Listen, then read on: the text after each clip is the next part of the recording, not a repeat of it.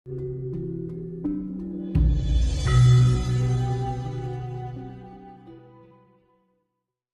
keadaan silo ya, silang.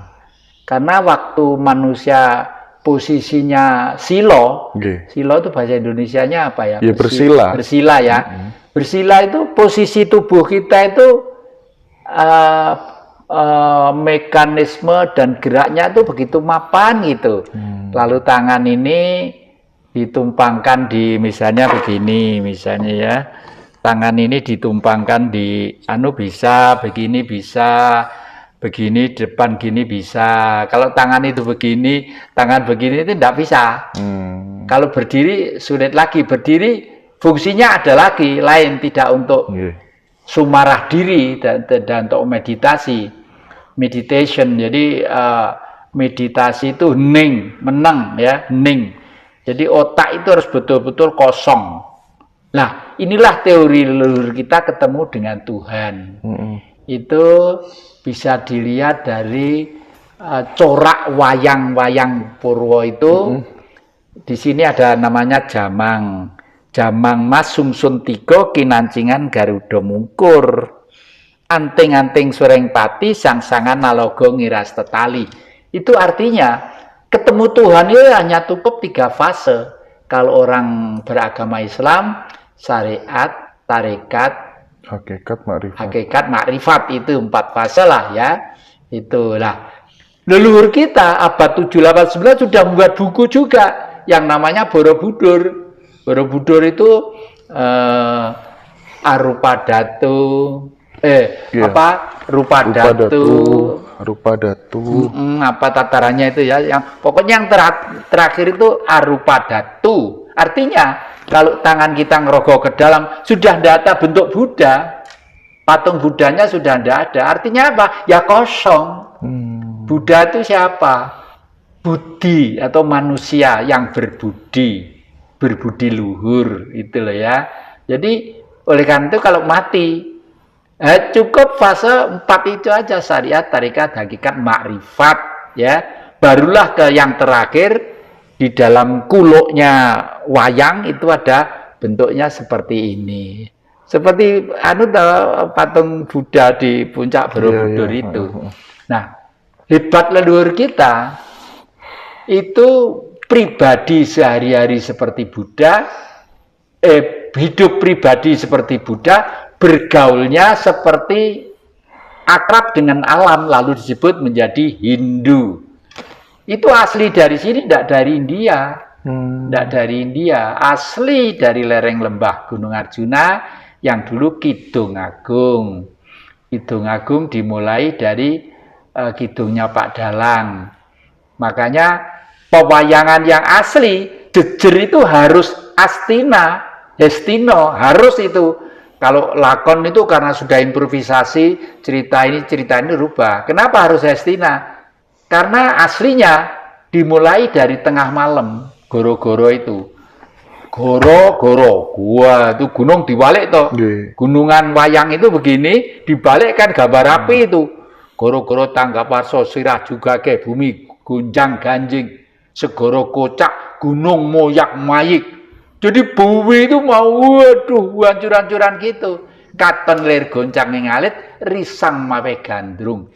Kelihatan hati kecil manusia yang selalu sujud terhadap Sang Maha Gaib, Sang Pencipta. Sujudnya apa kalau tidak meditasi, kalau tidak ning?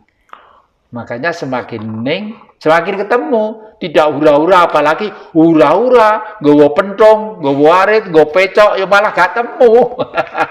Malah gak temu itu. Itu sambil meditasi di dalam hati, minta kepada Tuhan supaya orang tua kita yang sudah meninggal atau masih ada diberikan kanugrahan atau bagaimana yang? Iya betul. Jadi ya Sang Maha Pemurah, Pengasih lagi Penyayang. Saya pakai bahasa Jawa ya, karena di Indonesia agak sulit ya. Duh Gusti, sih paduka dalam suwun, dosa duraka kula nyuwun pangapunten. Rahayu paduka dalam suwun, dosa duraka kula nyuwun pangapunten. Kawula nyuwun palilah paduka mugi para leluhur paring pangapunten sedaya para pinisepuh kawula utaminipun ibu kula ingkang asmanipun titik-titik-titik, bapak kula ingkang asmanipun titik-titik dalah mbah buyut uget-uget kakek gantung siwur lan sak panunggalanipun dipun apunten saking dosa-dosanipun. Semanten ugi kula anak putu kula sak keluarga kula miwah kadang-kadang kula ingkang samya sesrawung kalian kawula sedaya kemawon pinaringan sih teguh rayu wilujeng basuki gesang tentrem ayem seger makmur. Nah gitu nanti dikarang dhewe bisa diindonesiakan syukur sesuai dengan bahasa sama ya toh nggih. Doa yang mandi itu justru doa yang ada di bangsa itu ya. Buktinya apa? Jepang. Bahasanya Jepang, saya tidak ngerti, orang Arab tidak ngerti, yang ngerti orang Jepang, yang ngerti yang memang jurusan bahasa Jepang ya, meskipun orang Arab, tapi Jepang buktinya bisa menguasai dunia, Cina ya, tulisannya kita juga nggak ngerti, bahasanya nggak ngerti, tapi buktinya juga sekarang pengaruhnya dunia ya. Kalau bahasa Inggris pada umumnya sudah menjadi idealis dari anak-anak muda karena buku-buku itu banyak yang ditulis bahasa Inggris. Semakin sering meditasi juga bisa bermanfaat untuk kecerdasan nggak ya? Oh iya, justru kecerdasan yang optimal itu dari meditasi. Ya karena argumennya didasari oleh dasar yang sangat fundamental. Nah sebentar, nanti barangkali ada rapalannya. Disampaikan aja, soalnya banyak yang minta ya untuk kepentingan anak-anaknya mau kuliah mau apa segala macam. Iya, yeah. Jadi begini, jadi kalau mau meditasi itu satu hal yang sangat bagus sekali. Pertama-tama kita pinjam budayanya orang Katolik ya, pinjam budayanya orang Katolik. Allah Bapa, Putra, Roh Kudus, amin. Ya. Allah Bapa itu memang di tengah-tengah otak kita. Otak kanan, otak kiri, otak belakang, di tengah itu ada ruang ovum. Katanya kosong menurut kedokteran, tapi sebenarnya tidak kosong. Ya itulah yang disebut cahaya, yang disebut Tuhan tadi itu. Makanya Hindu-Hindu itu patungnya di sini mesti ada begini. Dan bahkan orang India itu sekarang kalau pendeta ini digambari 3 begini, kalau nanti gambar begini macam-macam lah, gitu ya. Intinya adalah itu intinya. Jadi, tapi Tuhan itu kan boleh dikata statis. Kenapa statis? Karena memang beliau dengan statis itu multi keistimewaan, ya. Statis itu multi keistimewaan. Ning dan tenang adalah merupakan suatu power sumber dari kebijaksanaan dan kecerdasan. Karena sudah masuk ke dalam kecerdasan, itu adalah urusan roh. Nah, Roh Kudus ya. Dan saya yakin kalau di dunia ini pulau yang paling suci itu pulau Jawa. Buktinya apa? Nah, di sini ada kota namanya Kudus ya. Lainnya enggak ada. Ada kota namanya Kudus. Itu saya bangga sekali dengan orang-orang Kudus itu ya. Nah, Roh Kudus lah. Karena sudah bertanya tentang aplikasi pelaksanaan hidup tadi itu ke sini ya. Makanya Pancasila itu ada di sini, Marxisme ada di sini untuk kita iakan. Kita laksanakan, lalu bentuknya menjadi salib. Itu salib itu juga ajaran ya, titik. Menurut sejarah agama, Nabi jangankan kok kawin, pacaran aja enggak pernah. Mulai dari dalam perut, lahir kecil sampai ke tiang salib dipaku, kakinya dipaku, masih belum ketemu dengan Allah Bapa. Ya Bapakku, di manakah engkau? Ampunilah mereka, karena sebenarnya mereka tidak tahu apa-apa. Hidup itu secara rutinitas manusia itu tidak sadar. Kalau lama-kelamaan tuh lama-kelamaan tidak menjadi manusia seperti yang saya ceritakan di depan tadi itu loh. Kok luwih galak timbang binatang, kok luwih galak timbang harimau manusia itu lama-lama. Inilah. Oleh karena itu yang penting dari titik tengah Indri ya kalau tidak salah tulisannya silaturahmilah ke kanan, ke barat, ke timur, ke utara, ke selatan ya. Ke gaib, ke Allah Bapa penting, harus mutlak yakin. Yakin itu satu kali, jangan berkali-kali yakin. Kalau berkali-kali yakin itu namanya goroh. Wong yakin kok berkali-kali. Satu kali yakin taruh dalam dada jelek, udah. Setelah itu laksanakan keyakinan itu. Jangan pagi yakin, sore yakin lagi, besok yakin lagi. Hari ini uang di kas negara ini saya ambil 10.000 untuk beli anu tadi kok enak ya bakso ya gitu. Terus lalu melaksanakan kewajiban kepercayaannya. Wah, perasaannya dihapus dosanya. Besok lagi tahu di laci ini ada 20 ya.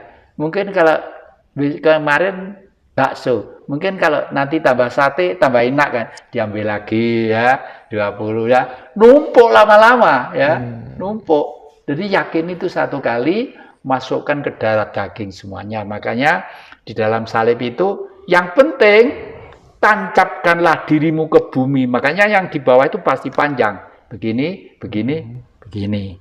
Kalau ke atas kenapa sedikit? Ke gaib itu penting, tapi jangan dikejar. Kamu nanti gila.